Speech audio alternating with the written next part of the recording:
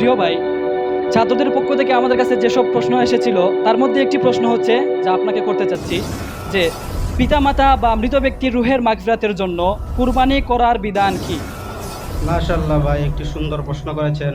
প্রশ্নটি হলো, পিতামাতা বা মৃত ব্যক্তির রুহের মাগফিরাতের জন্য কুরবানি করার বিধান কি?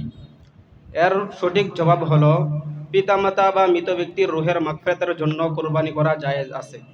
কারণ হাদিস শরীফে আছে, রাসূলুল্লাহ সাল্লাল্লাহু আলাইহি ওয়াসাল্লাম প্রতি বছর দুটি করে কুরবানি করতেন, একটি তার নিজের জন্য আর একটি গোটা উম্মতে মুসলিমার জন্য।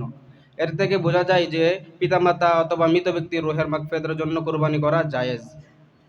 আর এই ফতোয়াটি আমরা পেতে পারি রদ্দুল মুখতারের 4 নম্বর খণ্ডের 10 নং পৃষ্ঠা এবং আল ফাতাওয়াত তাতারখানিয়ার 17 নম্বর খণ্ডের 444 নম্বর পৃষ্ঠা, ফতোয়া ইমদাদিয়ার 8 নম্বর খণ্ডের 307 নম্বর পৃষ্ঠা।